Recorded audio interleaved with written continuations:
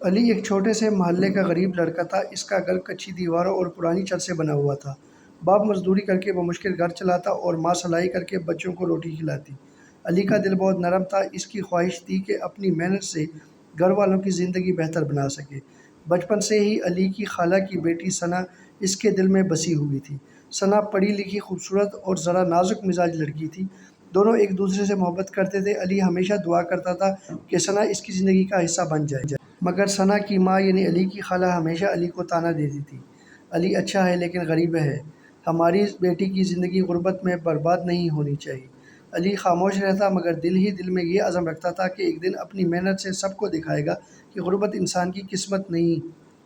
وقت گزرتا گیا۔ ثنا بھی علی سے محبت کرتی تھی، اس لیے جب رشتہ مانگنے کی باری آئی تو خالہ نے بہت منع کیا، مگر ثنا نے ضد اور رونا دھونا کیا اور کہا اگر میری شادی علی سے نہ ہوئی تو میں جی نہیں سکوں گی۔ آخرکار نکاح ہو گیا۔ علی سمجھا تھا کہ اب اس کی زندگی خوشیوں سے بھر جائے گی۔ شروع کے چند دن سب کچھ ٹھیک رہا، ثنا بھی ہنسی خوشی ساتھ رہی، مگر آہستہ آہستہ اس کا اصل روپ سامنے آنے لگا۔ اس نے گھر کی تنگ دستی کو مسئلہ بنانا شروع کر دیا۔ علی تم مجھے کیا دے سکتے ہو؟ نہ اچھا گھر، نہ گاڑی، نہ زیور، میں نے تو خواب دیکھے تھے ایک حسین زندگی کے، اور تم نے مجھے کیا دیا؟ علی چپ چاپ سنتا رہتا۔ وہ دن رات مزدوری کرتا، کبھی فیکٹری میں تو کبھی چھوٹی موٹی دکان پر، مگر ثنا کے لیے کچھ بھی کافی نہ تھا۔ آخر ثنا نے کہہ دیا میں تم سے طلاق چاہتی ہوں، میں ایسی زندگی نہیں گزار سکتی۔ علی کی دنیا اندھیروں میں ڈوب گئی۔ اس نے اپنی محبت کھو دی، اپنی عزت کھو دی، مگر صبر کا دامن نہ چھوڑا۔ دل ہی دل میں سوچا انسان کو انسان کے جذبات سے پرکھنا چاہیے، نہ کہ دولت سے۔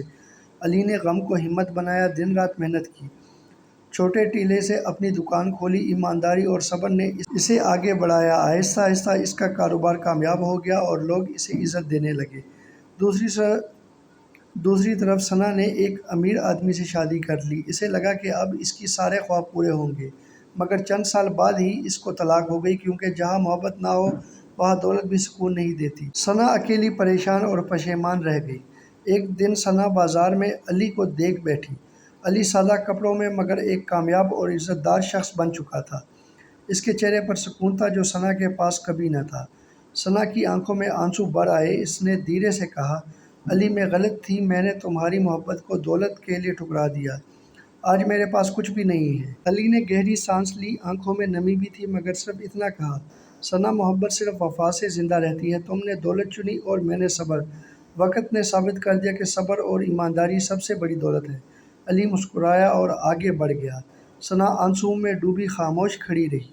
دولت سے محبت اور سکون کبھی نہیں ملتا، اصل دولت وہ ہے جو دل میں وفا، صبر اور محنت سے